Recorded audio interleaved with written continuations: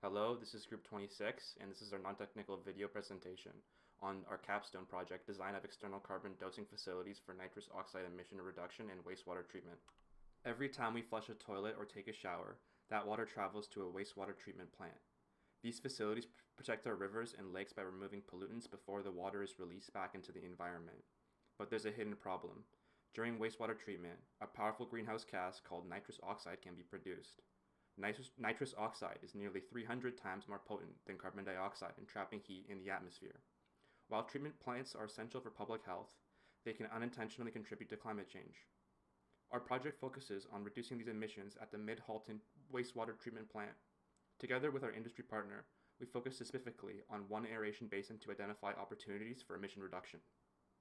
Wastewater treatment relies on bacteria to remove nitrogen from water.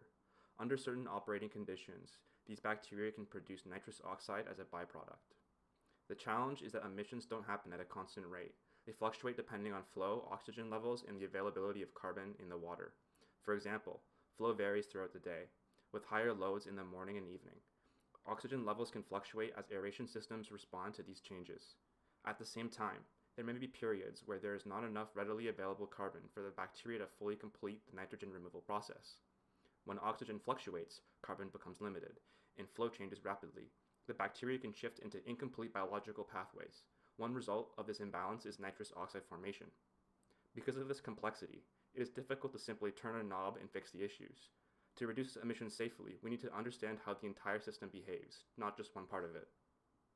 Our team built a detailed digital model of one of the plant's aeration basins using BioWin, which is a specialized wastewater simulation software. Using historical plant data, including flow rates and oxygen levels, we calibrated the model to reflect real operating conditions. This allowed us to simulate how nitrous oxide forms under different scenarios, particularly during periods of low carbon availability, oxygen fluctuations, and variable flow. By testing strategies in a virtual environment first, the plant can evaluate potential solutions before making real operational changes. We then evaluated a potential solution, controlled carbon dosing using sodium acetate. When bacteria do not have enough carbon available, they cannot fully complete nitrogen removal, which increases the risk of nitrous oxide production. By carefully adding a supplemental carbon source at strategic points in the process, we can help bacteria complete the reaction to nitrogen gas more completely, even during fluctuating flow and oxygen conditions. The BioWin model allowed us to test different dosing strategies and identify operating conditions that could reduce emissions while maintaining treatment performance. If implemented effectively, this approach could result in benefits including reducing greenhouse gas emissions, supporting Halton Region's net zero climate goals, improving process stability, and providing a data-driven strategy for long-term optimization. Beyond this one facility, our work demonstrates how digital modeling can help modernize wastewater treatment plants across Canada.